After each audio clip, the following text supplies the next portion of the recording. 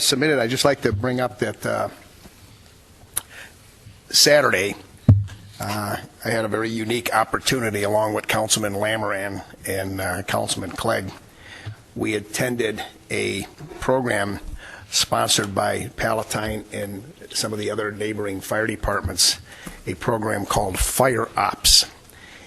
And the purpose of this program was to introduce primarily to elected officials and other folks that were interested in city administrators, et cetera, to some of the things that occur in the daily life of a firefighter and paramedic when they swing into action. And I've got to tell you, it is quite an experience, and I think these two gentlemen can vouch for that. Both Mr. Clegg and I have former experience with firefighters, but I'll tell you, these people, what they do, this brings all types of new respect, and it's a very humbling experience to make entrance into a building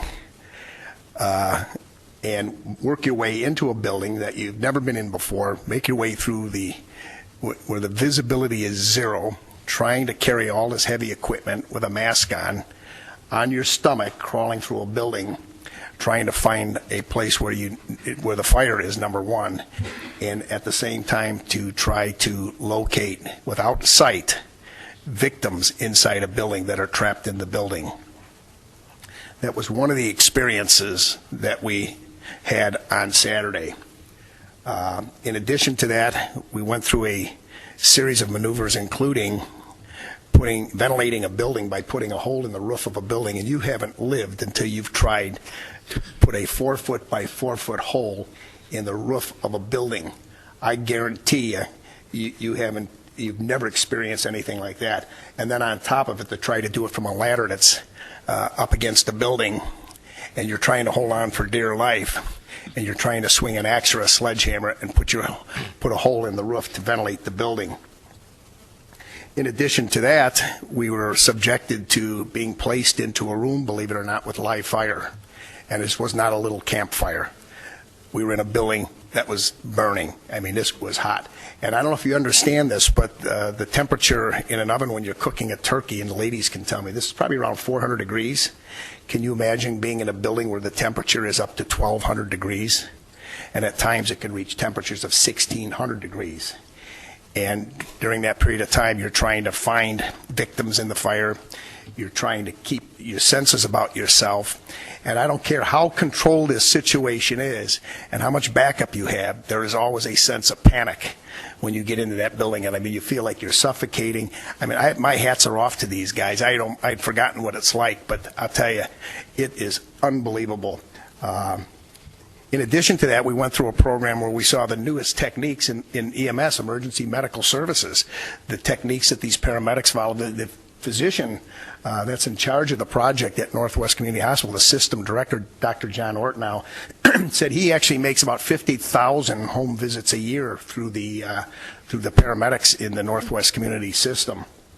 And basically, for those folks that don't understand it, when the paramedics arrive on the scene and begin treating a person, either of a heart attack or some sort of an injury, et cetera, what actually is occurring, as Dr. Ortnow says, is the emergency department actually is at the scene. They're taking the emergency department to the victim, because there really isn't much more that an emergency department can do for the victim than what the paramedics do with today's standards, with the equipment they have, the advances in their knowledge, the training, the medications and techniques, and it's just overwhelming, this whole thing. And I guess one of the exciting things was climbing a 100-foot ladder, and it was kind of breezy down there and cold, so it gets a little scary. Maybe Mr. Lamoran and Mr. Clegg can expound upon our experiences that we had Saturday. It was quite an eventful day, and I would recommend that actually all elected officials and all city managers, every one of them should be required to go through this type of a program. And I wish there was a way that we could have the citizens go through a program like this it would be pretty difficult. It's time consuming and it'd be impossible to do. But I think some folks would really get an appreciation of what it's like to actually be involved in fighting a fire and performing these tasks that are performed by the firemen. I did learn something else that and that is I was talking with somebody there, and I don't know if it was Dr. Wart now, but here's some food for thought. I hate to scare everybody, and I don't want, especially the firemen that are sitting in here. But, you know, when people retire from their jobs and they start collecting their pensions, they start thinking, gee, I've got a nice life ahead of me of 25 or 30 years. I'm going to be able to live off my pension. How long do you think the average life of a fireman is when they finally retire, that they collect their pension? Ready for this? 8 years.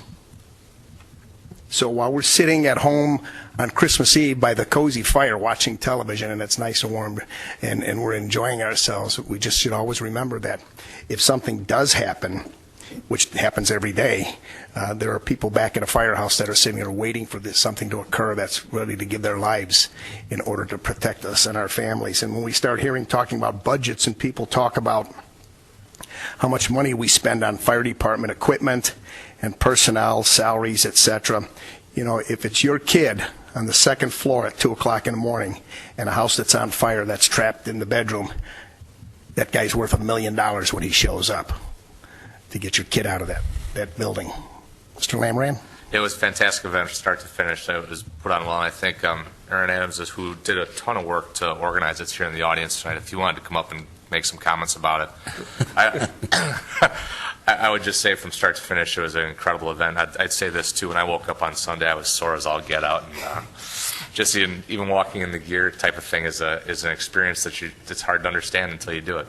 And it is. It's difficult to explain this. You can't. It's hard to explain, isn't it? It is. It's just, Mr. Clegg? Yeah, I'll add one more thing, and that's the fact that, number one, it was a pleasure to see Jack climb up a ladder that high with all that gear on, carrying a 70-pound bag. I didn't think he was going to make it, but he did. So it's his experience. Secondly, I just got a renewed faith in the amount and why we have all this gear for these firemen. Number one, it's hard to move in it. I mean, with the gloves on and with the equipment, I mean, you feel like a Stay Puft Marshmallow Man with an air tank strapped to your back. Okay, but these guys go up and down ladders. They go in and out of houses. They fight fires with this stuff on, and it is not easy. And they are trained and they are fit, and we're very fortunate to have the people we have. And so it gave me a renewed understanding of why all this stuff is important. Because as Jack said, we were in a building that was very, very hot, and yet you could not feel that heat quite as much with all this gear on. It's there to protect them, and that's the reason we do it. And so, you know, I agree with Jack. Everybody should have an opportunity to go through this because you know, one more thing we should mention is I thought this was kind of remarkable, although I've seen it in the past and you forget about these things. But when you're in a small contained area, we were in a room probably about the size of a boxcar. And at one end of the room, it was a fully involved fire. As a matter of fact, there were times when the flames were licking the ceiling and started rolling up at the ceiling there. And that's a scary thing because you're thinking this thing's going to go up overhead and come up behind you. It's going to trap you in that house. And we were in a controlled situation. Each one of us had what they called a wrangler, which is a firefighter, an experienced firefighter trainer that is with you and stays with you during the entire time. But you have a tendency to forget that he's there because you start to get into that mode. But what's interesting was that when we were in this room, in this area, and this fire was burning, and I mean it was really going, and it was a big fire. When we were down towards the floor, and you couldn't see your hand in front of your face. That's how thick the smoke was. And you're trying to breathe through a mask, and you get a kind of a claustrophobic feeling, and you can feel the intensity of the heat. And at one time, the instructor had us take our glove off and then stand up and then bring our hands above our head very slowly so we could feel the layers of heat. When you got up to a certain height, you could actually feel it and say, boy, it's hot in here. And you put your gloves back on, you sat back down. At that time, then, they opened up the roof, a small, about maybe a 3 by 3 square foot, a 3 square foot opening, and immediately the temperature dropped just like that. And almost immediately you could see the person standing 3 or 4 feet away from you that you didn't even know was there prior to that, which is proof that when the fire department gets there and they've actually got a building on fire, and they start to ventilate the building, they're not breaking windows and chopping holes in your roof because they want to destroy your building. They're doing it because if they don't do it, the firemen and the people that are inside the building simply are not going to get out. It's just that simple. And for those that don't know it or haven't read it in the paper, I think it was just last week or 2 weeks ago, a firefighter from the south side in one of our suburbs was killed in a fire. He was in a fire in a home that I believe was a 900 square foot home, which is a very small house. And that firefighter died, and he was only 12 feet from the doorway to get out. So you can get caught up in these things, and you can get trapped in these things, and it's a terrifying experience.